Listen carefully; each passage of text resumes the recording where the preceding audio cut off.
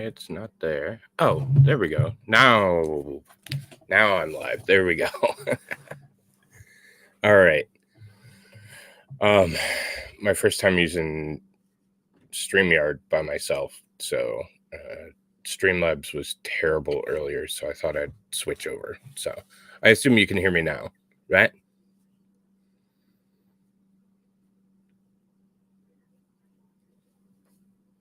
Awesome. Okay. If you guys were paying attention, it was, yeah, I definitely boomered it.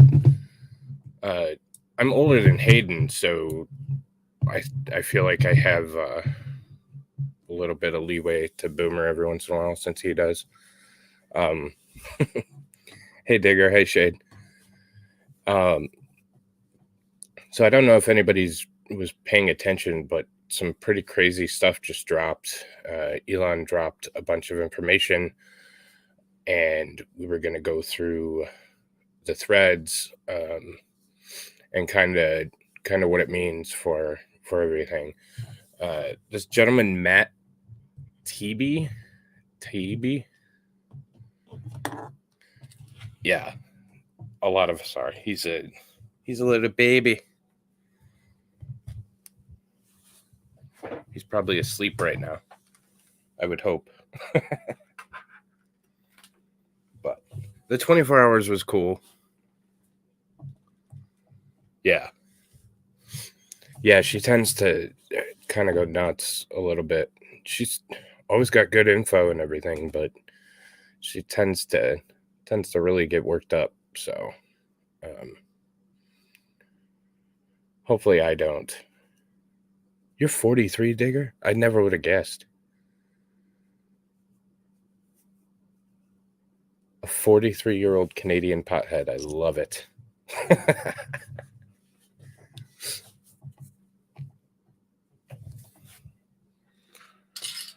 So hopefully I didn't boomer the stream.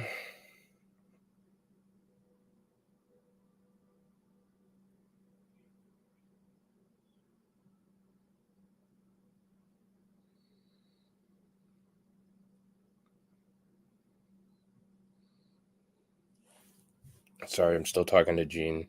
So she was going to get me in contact with Farron, but I want to stay here. So for right now. But Farron would be a cool... there you go. Thanks, Jean. I got your invite, so... Oh, and my wife's in the chat, so I got to be good.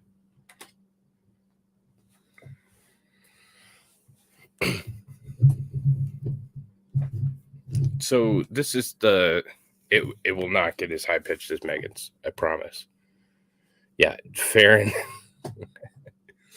Farron's special. Like, she has so many contacts, and it's crazy, but she's also a lot to deal with, so... Yes, you are not mighty wife, Megan.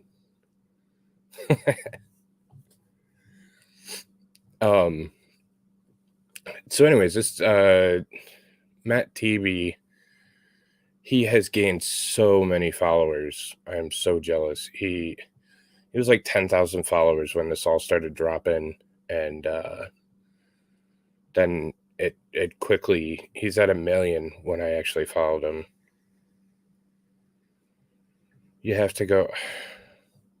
Okay, so talk about a boomer. My wife is ultimate boomer. She doesn't know how to do anything. I will fix it for you later. And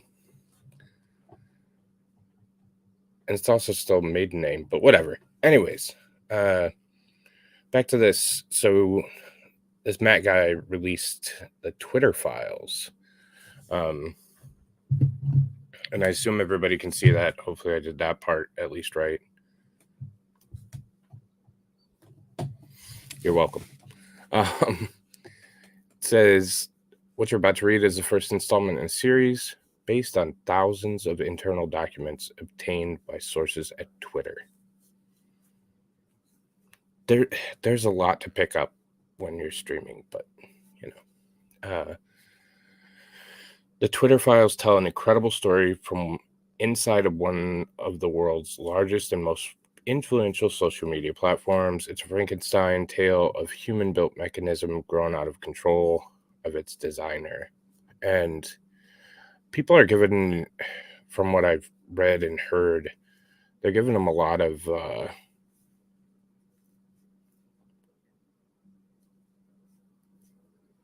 okay. They're given a lot of deference to, like, oh, it got out of control and they couldn't control it. I think that they definitely had something to do with how it's. Well, I'm reading them, so I just wanted to make sure they were up and you weren't staring at a black screen. So I think I can make it. Probably does nothing to help, but I tried. And then 4, Twitter in its conception was a brilliant tool for enabling instant mass communication, making a true real-time global conversation possible for the first time. And I would agree with that. In an early conception, Twitter more than lived up to its mission statement, giving people the power to create and share ideas. As time progressed, however, the company was slowly forced to add those barriers. Some of the first tools for controlling speech were designed to combat the likes of spam and financial fraudsters. Let me add, they did a terrible job of that, as you know, Bot Sentinel and Boozy and all them built massive spam bot platforms. So they didn't do that very well. Slowly over time, Twitter staff and executives began to find more and more uses for these tools. Exactly. Yeah, I think it started as exactly that. A good intentions, good idea, good road. And then the wrong people got in control, and it greed and power overtook their ability to be objective. I don't think that they're bad people. I don't think that the people in control are the Democrats or the liberal wing. I don't think they're bad people. I just think that greed and power can corrupt anyone, and unfortunately it did here. So outsiders began petitioning the company to manipulate speech as well, first a little, then more, then constantly. Oh, really?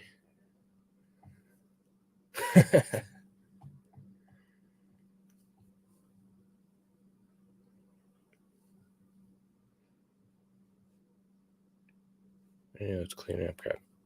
Yeah, I mean, resumes are just bullshit on a piece of paper. It's just how well you can craft them. I've been banned by Twitter several times, so I see it. So then we go to number 8. By 2020, requests from connected actors to deleted tweets were routine. One executive would write to another, more review from the Biden team, and then a reply would come back, handled. So that shows that government was in control, and as we know from the Americans, sorry, Digger, the Americans' First Amendment speech, once the government gets involved and starts censoring people, that's against our First Amendment rights. So I think that's the most shocking part, obviously, so far, is that I was back for like 3 days, and then they banned Trump and banned me, like all in the same weekend. So But yeah, usually it's about 10 minutes because I just shit post on there. It's kind of like my YouTube career. They're probably going to strike me after this video. So, anyways, number 9, celebrities and unknowns alike could be removed or reviewed at the behest of a political party. And we all know which political party that is. An additional report from the DNC. So, and as you can see, I don't know who Stephen Luan is. I've heard the name, but I don't know. But obviously James Woods was a conservative. So there's documented proof. And thanks, Elon. So, Digger, you are dangerous, though. I have to agree with Boozy on that one.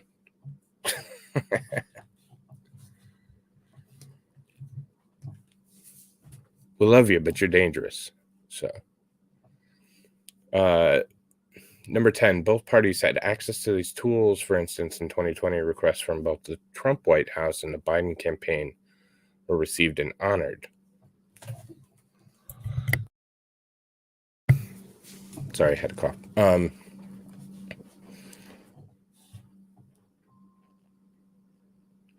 Well, to the system, anybody with a brain is. Anybody that can put together a coherent thought is incredibly dangerous.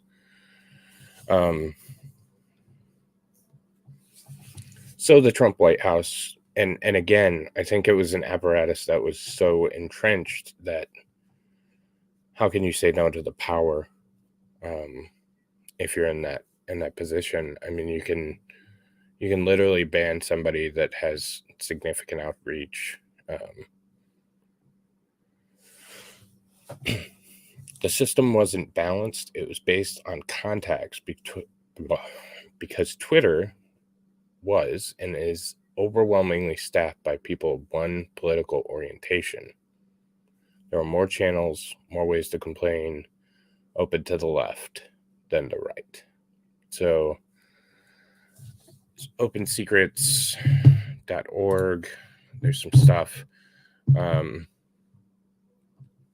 these are contributions by election cycle. And I mean, you can see 96, 97% is in favor of the Democrats. And then it fell off to nothing in 22. And I get that if you're going to fight for it, you're going to want political donations from everywhere. But the Republicans at that point obviously knew it was kind of a lost cause. So the resulting slant in contact moderation decisions is visible in the documents you're about to read. However, the assessment of multiple current and former high-level executives. Okay, there's one more thing about throat clearing, but screw it, let's jump forward. 16.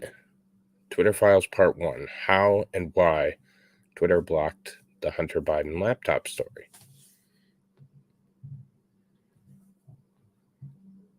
And that takes us to 17.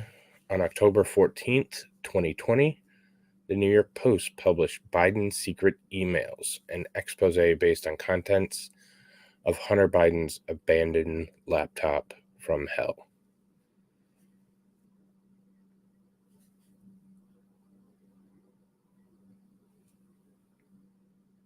I'm going to just ignore that.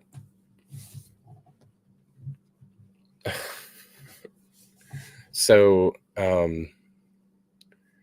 yeah, and this, anybody that's read or heard anything about this laptop, it is deeply disturbing and pretty insane. And I'm not going to play that, oh, well, if it was these people, it'd be different. But I don't think many would have gotten away with what Hunter did. And it was quite a lot. We know about the prostitution, the cocaine, the his niece, the sea stuff, that kind of thing. So just vile and disgusting things. Have they printed anything off the laptop? Yes, they have released, well, so they've released a bunch of the pictures. Actually, Rudy Giuliani released a bunch of pictures and stuff from it and actually has the hard drive. A lot of the pictures are illegal in nature because they involve very young individuals. Yeah, Trudeau is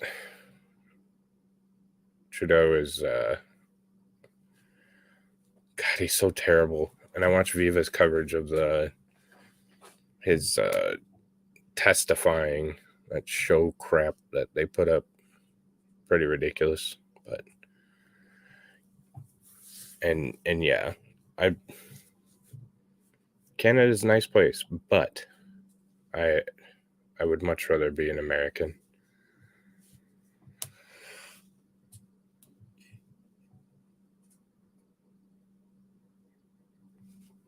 I think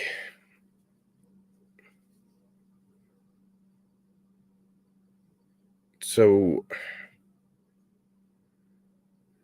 Digger, I agree with you that this might not be the time, but I think that at some point people get, and I'm at this point, I'm not worried about getting yeeted from YouTube. I'm worried about knocks by federal agents. But I think at some point, so I'm trying to word this very carefully. I think at some point people have had enough, and you'll see people act out in a way that makes a difference. You can only punch somebody so many times while they're down before. All right, cool. You can only hit somebody so many times before they get back up and punch you in the mouth. And I think with the mounting evidence and the mounting, so we had last night, and I was obviously watching Hayden's stream, but I was in the background watching we had our county convention, because I'm an elected representative here in Michigan, and we had our county convention, and it was the most contentious I've ever seen it, between America First people and individuals that are that establishment rhino kind of deal. It was incredibly contentious, and yeah, that's true too. But I think the wheels are kind of in motion, and people have had enough, honestly. Just from last night was eye-opening to me, just because I've never seen something like that. So I think we're to a point where, so this is based on no facts. This is just my opinion, just off the cuff opinion. I think that we're in a place where we have artificially fought these proxy wars for so long, and not had a real conflict, that there's so much dilution going on, and so much, yeah. I just don't want somebody being like, oh, well, where's your evidence for that? This is completely my opinion. So in my opinion, I think that we've pushed it off and put a Band-Aid on the problem so many times for so long, that eventually that dam breaks, and I mean, we haven't had a world war in, what is it, 80 years, 75 years? So, yeah, I think that we've artificially suppressed conflict, and conflict is human nature, and at some point that boils over and becomes a serious issue, and I feel like we're to that point, and I think that's why Western countries are starting to get shaky. Also, America itself was only supposed to it was only supposed to last for 200 years, and we're about 50 years over that. That's how it was designed. So, and that's about the historical significance of how long a traditional democracy didn't. Sorry, I read that comment. Traditional democracy holds up. So, I know the pandemic didn't help anything. It helped inflame tensions and it helped drive people apart, but I don't think it helped us get any further. Yeah. Craziest thing, and so another historic thing is if you look into the past, and if there's a major pandemic, there's a major war, because we can't operate in that arena for that long. There has to be some kind of pressure release. And I think that they tried to do it with, little by little, or again, fighting these proxy wars, but I think that made it worse. So, not that we don't say reset, because that's the left's plan, the Great Reset. Yeah, and Great Divider, because it made you hate people, and I'm a firm believer in politicians and the powers that be want us to hate each other, because then we can't hate them. So, or we won't hate them. So that's my personal thoughts. So let's get back to the Twitter threads. Yeah. It just needs to relieve that pressure, and unfortunately, it's going to happen with probably killing tens or more millions of people, because that's normally what happens. So, yeah, and the interesting part is who's going to come out on top.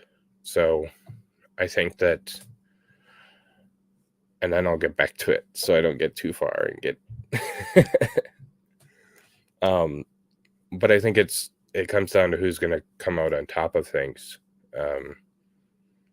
I think, to their credit, the Democrats and the left have been putting together a program, and from my perspective and my opinion, I haven't seen the same on the right through leadership, or the right, or the conservative side is more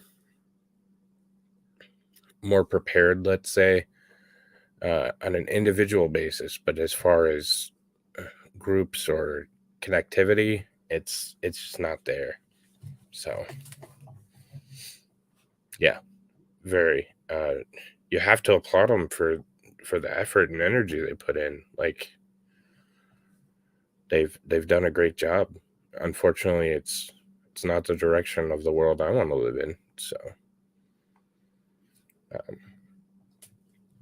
So back to this. Twitter took extraordinary steps to suppress the story, removing links, posting warnings that it may be unsafe. They even blocked its transmission by direct message, a tool hitherto reserved for extreme cases. Example, that C stuff that we can't say.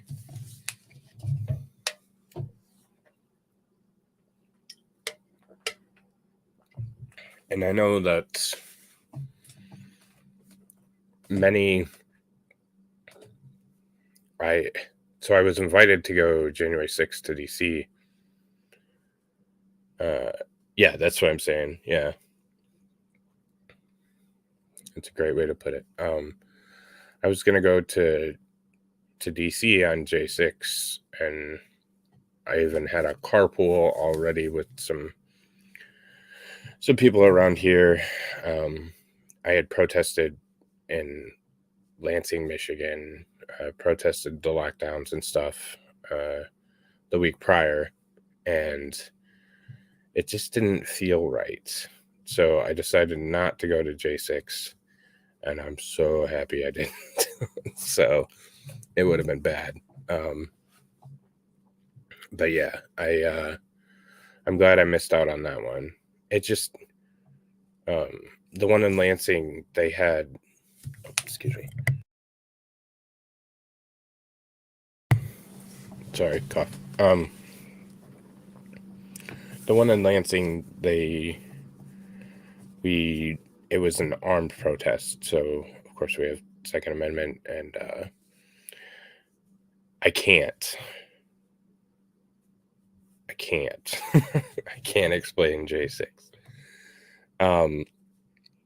So I can explain it to you later.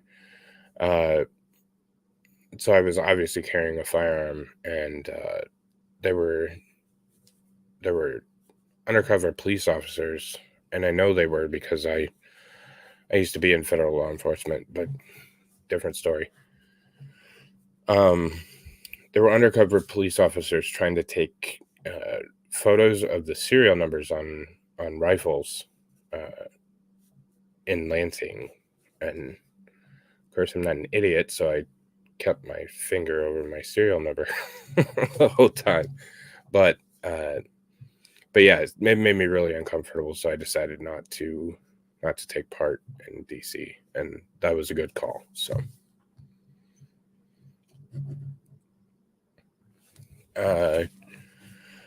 19, White House spokeswoman Kayleigh McEnany was locked out of her account for tweeting about the story, prompting a furious letter from Trump campaign staffer Mike Kahn, who seethed, "At least pretend to care for the next 20 days." Yeah, like, you guys had an awesome one in Ottawa.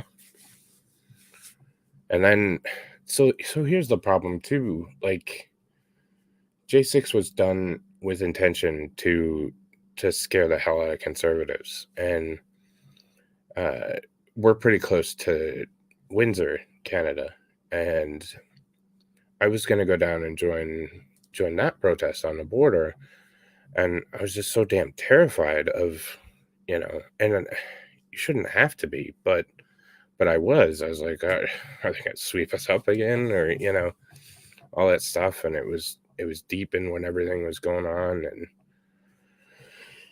I have too much to worry about to get caught up in that. So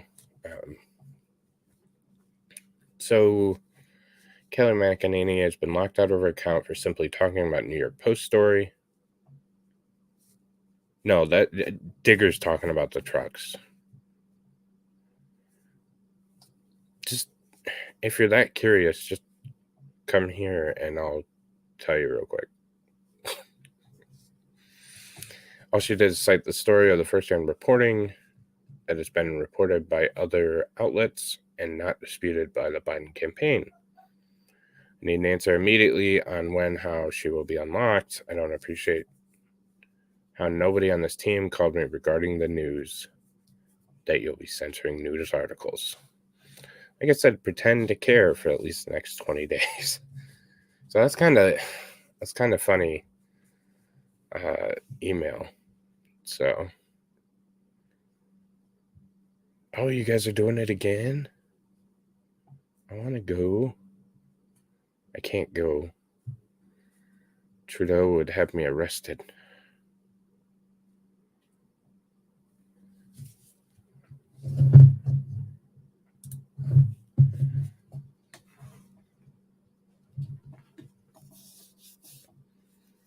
That's awesome.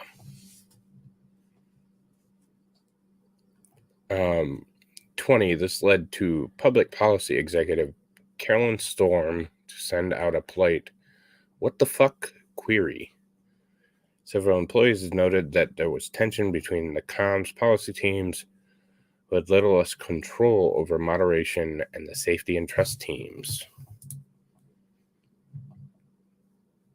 I mean, I get why you're including it, but hi team, are you able to take a closer look? Like that doesn't do much for me.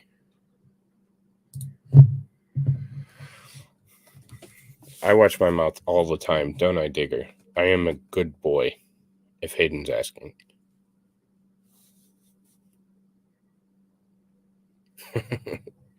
Just jump on a truck. They'll take you.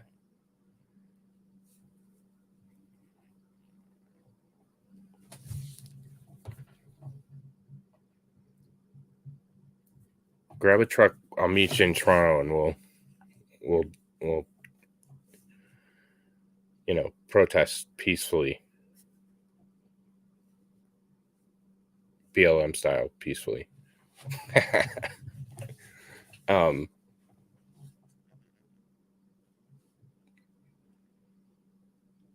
No, I don't. Don't lie to her. I'm wildly inappropriate on Hayden's stream, but I think he enjoys it. So, Strom's note returned 21. Strom's note returned the answer that the laptop story had been removed for violation of the company's hacked materials policy. See, this is pure bullshit because they knew it wasn't hacked from the beginning. Protecting users bounced by site integrity for violating hacked materials policy, adding them here for further insight and guidance. They knew it was not. He's a trucker. Does he still have his license? Did Trudeau take all the licenses? I heard that was going to happen too.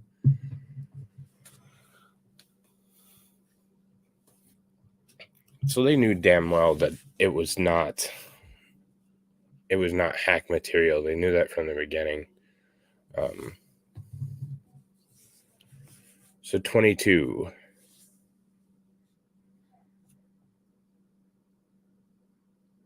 Yeah, I could stream it. Oh, really? Okay. I could pull a Viva and grab the GoPro. 22. Although several sources recalled hearing about a general warning from federal law enforcement that summer about possible foreign hacks, there's no evidence that I've seen of any government involvement in the laptop story. In fact, that might have been the problem.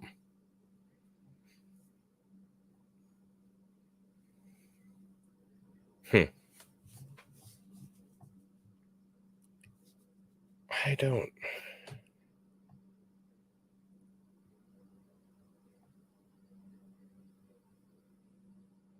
know how I feel about that one. I feel like there had to have been government involvement.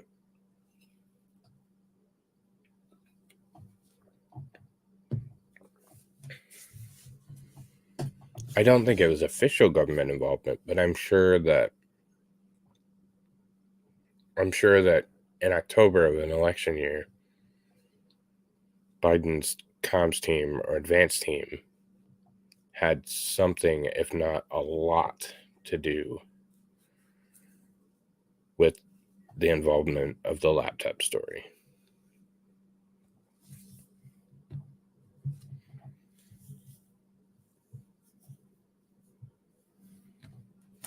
All right, take care, Digger. Thanks for coming out. 23. The decision was made by the highest levels of the company, but without knowledge of CEO Jack Dorsey, with former head of legal policy and trust. I'm going to make it funny because I can't pronounce it. Vagina Gaddy playing a key role.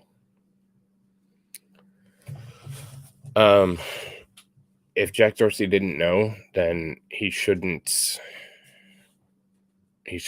be in control. And I guess he did step down. So, yeah, but I mean, so that's my opinion on that. They just freelanced it. 24, they just freelanced it, is how one former employee characterized the decision. Hacking was the excuse, but within a few hours, pretty much everyone has realized that it wasn't going to hold, but no one had the guts to reverse it. So that's almost just as bad. If you don't have the fortitude to go forward and hang on.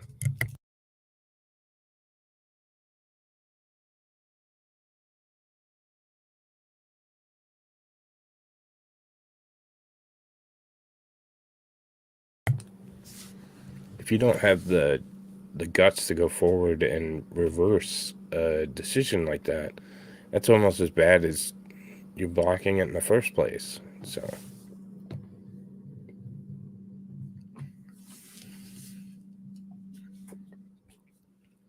25, you can see the confusion in the following.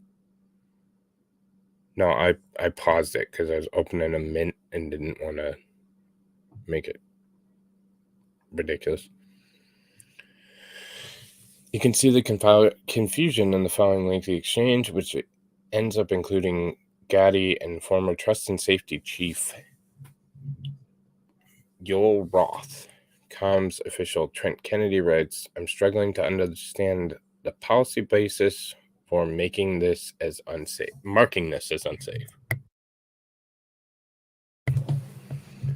So they started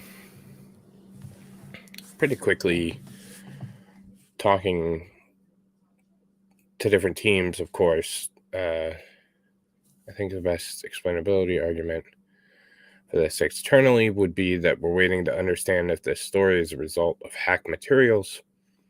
We'll face hard questions on this one if we don't have some kind of solid reasoning for marking the link unsafe.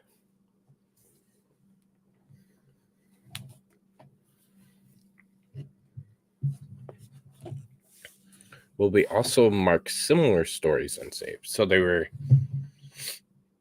not just from the New York Times, they were discussing the Fox News and, any of the smaller news sites that maybe had something to do with it. So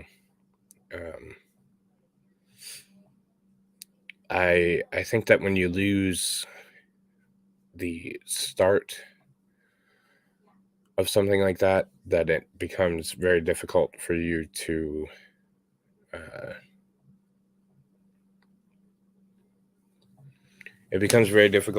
gain that traction back. Like, people are reading it first, they're excited, they're looking into everything, and then it kind of drops off. So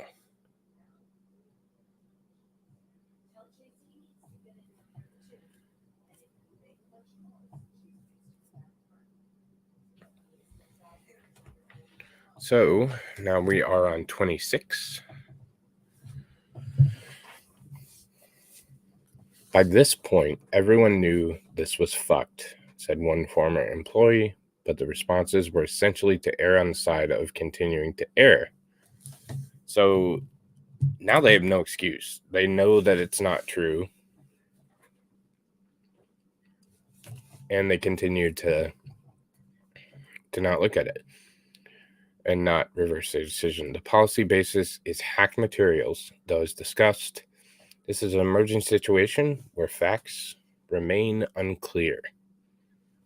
And this is from Yoel Roth. Given the severe risks here and lessons of 2016, we're erring on the side of including a warning and preventing the content from being amplified. Gotti, what is the warning that will come up? And Roth replied, when you click the link, you'll see a generic unsafe URL message. Not ideal, but it's the only thing we have. And we have Ian Plunkett. Whatever we do in the comms, this will become the bias claim for Jack pre-hearing immediately. Let's make clear we're proactively but cautiously interpreting this through the lens of our hack materials policy and allowing the link with a warning and significant reduction of the spread.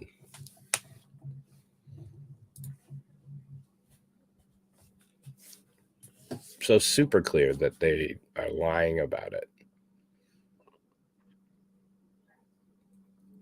So they knew at this point they were lying. They knew they were covering it up. And as the left often does, die with the lie. So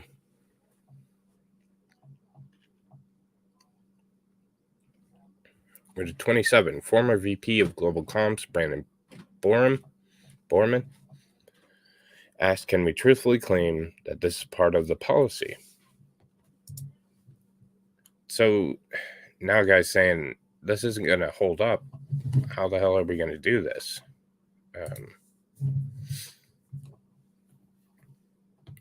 To which former Deputy General Counsel Jim Baker again seems to advise staying the non-course because caution is warranted.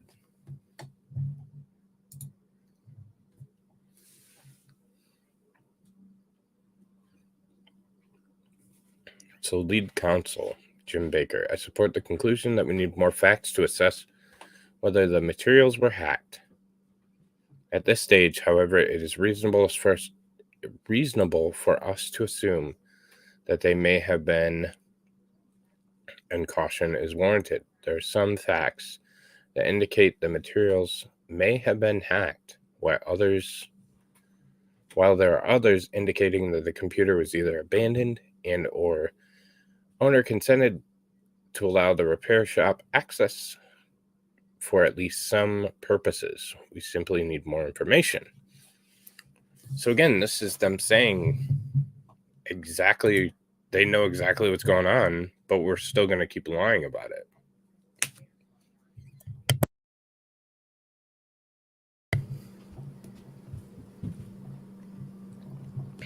I just touched a button, so I don't know if it's... Am I still...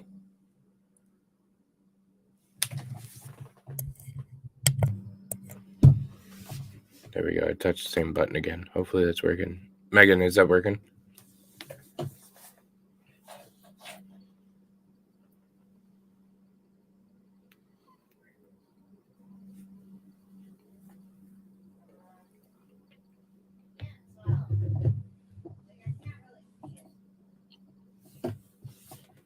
No, I mean, can you hear me talking?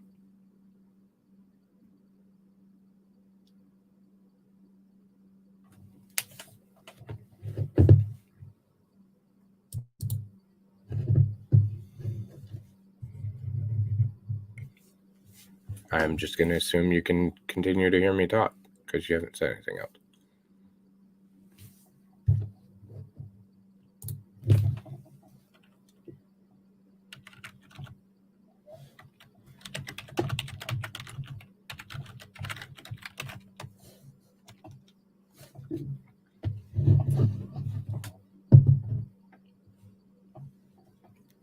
Okay, perfect.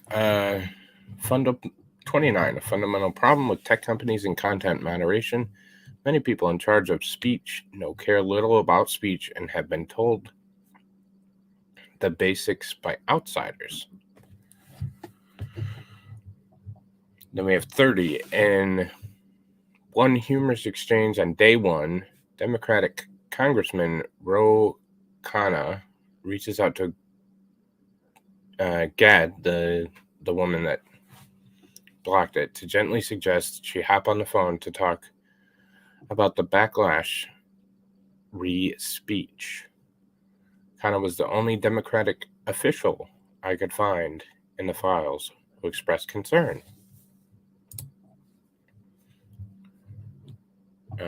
Huge backlash on the Hill, and they should have gotten huge backlash on the Hill.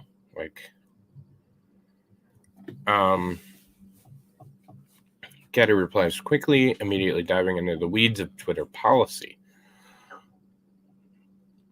Unaware that Kanye is more worried about the Bill of Rights. So tries to change subject. Oh no, this is this is our Twitter policy and blah blah blah blah blah. Bullshit.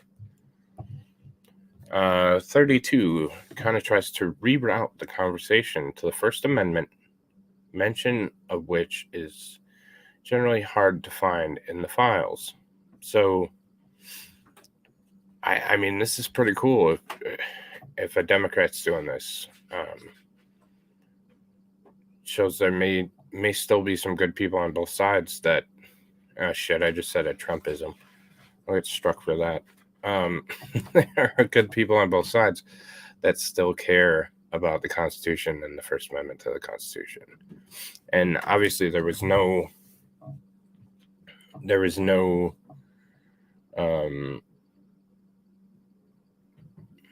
she had no idea that Elon Musk was going to buy the platform and release all this information. So she's doing it when nobody's looking. That's the important part. That's what makes people, in my opinion. So, good people. 33, within a day, head of public policy Lauren Culbertson receives a ghastly letter report from Carl Szabo of research firm NetChoice, which had already pulled 12 members of Congress, 9 R's and 3 D's, from the House Judiciary Committee to Rep. Judy Chu's office.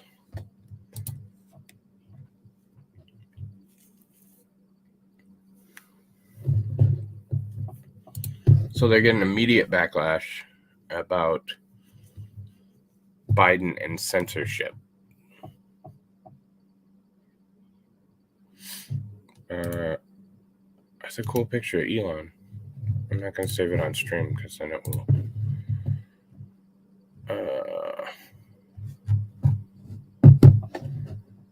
And we're off to the comment section. I'm going to try and go back because that was the first, and then he had a couple more in the thread. So let's go back to this dude, 997,000 followers now. Insane.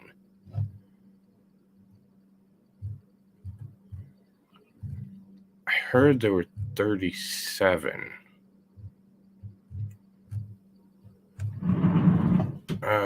First Amendment, okay, 33, 34. NetChoice lets Twitter know about a bloodbath awaits in upcoming Hill hearings, with members saying it's a tipping point, complaining tech has grown so big they can't even regulate themselves, so government may need to intervene. In my opinion, stop protecting them, stop with the favorable treatment, and stop giving them 230 protections. More of the libertarian mindset, get the hell out of the way and let the market figure it out. But when you protect them and protect them from suit and protect them with 230 and protect them here and there, that's too much intervention. If you had no intervention, the market would drive Twitter away, or somebody would maybe purchase it. 35. Szabo reports to Twitter that some Hill figures are characterizing the laptop story as Tech's Access Hollywood moment. So they're obviously bringing it back to Donald Trump because everything has to come back to Donald Trump every time. Oh no, huge mistake. There's the Trump on my button on my desk. And of course they're talking about the what's his name? Billy whatever, and the bus and the grab him by the pussy thing, and whatever. Which I thought, when I first heard about that, was going to be the Hayden's favorite word instead of, but anyways, when asked just how bad the situation is, one staffer said it's Tech's Access Hollywood moment, and it has no Hillary to hide behind. Others were more blunt. Tech is screwed, and rightfully so. And as we've seen, they are so in bed with government and have so much power that it didn't affect them at all until Elon purchased. So Twitter files continued. The First Amendment isn't absolute. And Szabo's letter contains chilling passages relaying Democratic lawmakers' attitudes. They want more moderation. And as for the Bill of Rights, it's not absolute. And you want to talk about echoing something that the Biden administration said. Not absolute. And to play both sides of this, yes, it is not absolute and doesn't apply to private company or private individuals. However, the government intervention, the government hands on the story, make it a government-controlled platform. Therefore, it is subject to our Bill of Rights and to freedom of speech.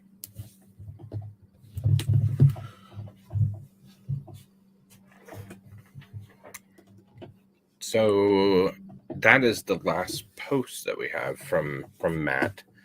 An amazing subplot of the Twitter Hunter Biden laptop affair was how much was done without the knowledge of CEO Jack Dorsey, and how long it took for the situation to get unfucked, as one ex-employee put it, even after Dorsey jumped in. And I think Dorsey and Zuck were definitely more figureheads than having something to do with the company, and I think that pretty much solidifies that. While reviewing Gotti's emails, I saw a familiar name, my own. Dorsey sent her a copy of my Substack article blasting the incident. So, of course, they don't want any press whatsoever. That's bad press to cloud their ability and their image.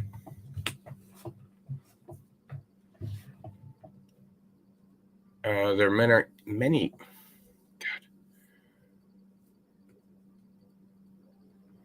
God. Good.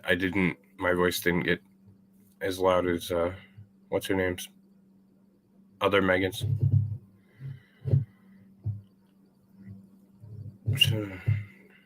Yeah. So they knew what was going on, and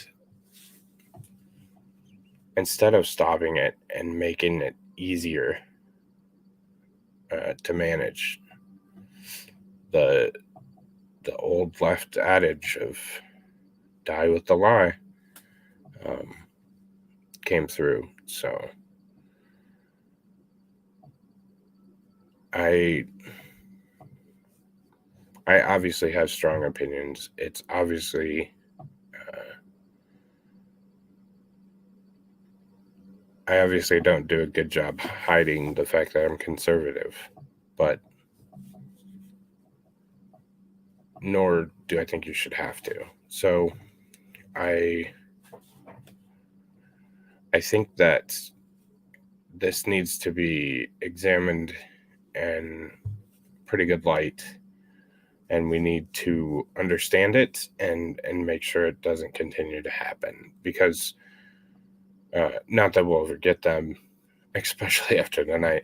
I would be absolutely shocked if the Facebook headquarters isn't burning it down right now to get rid of the information. That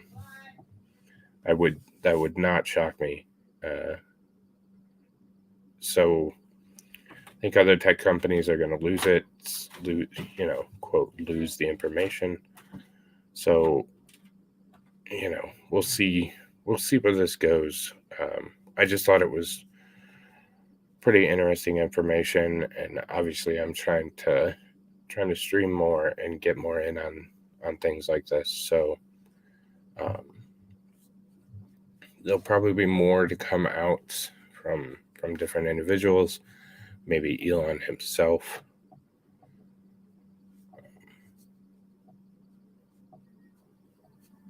Yeah, exactly. Yeah.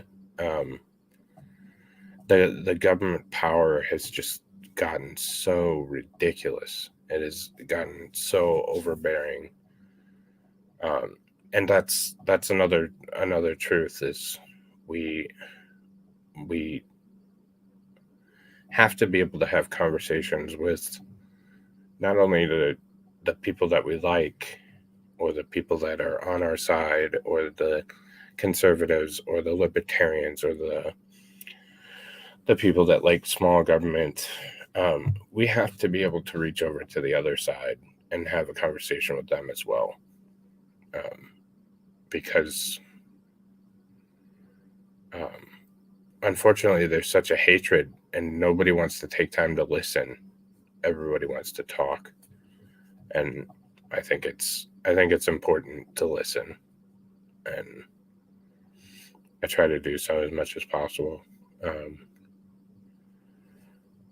except for my wife, who's a liberal. So, but she's one of the good ones. So, so that is it for me. I just went over an hour, so that's exciting. First one over an hour. It is hard to listen, but it's super important. It really is. My thing is always everybody has a story, and not only listening isn't cathartic for just them. It's good for you. You learn how to not make mistakes. You learn what somebody's been through. You learn compassion and empathy and all those things, and you learn to be a better person, and understand and know, you know, what somebody else's struggle is or what they've been through. We all have a unique story, and we're all interesting in our own ways. So, but yeah, so I can't leave on sappy crap. So fuck Twitter, and I'm so glad Elon bought it, and I hope for more stuff to come out.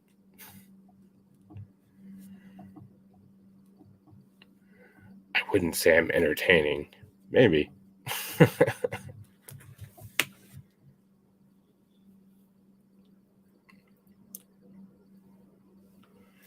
Well, all right. Well, thank you, Shade, for joining me, and Gene, who's been in, Digger left, and my wife, as always. So I'll probably see everybody tomorrow in Hayden's chat. Go USA. Hopefully we can win in the morning. Might watch. So good. That's good to know. So you entertain me as well. You have some ridiculous memes. That one of the what was that? The lamb or whatever? Terrifying. Funny but terrifying.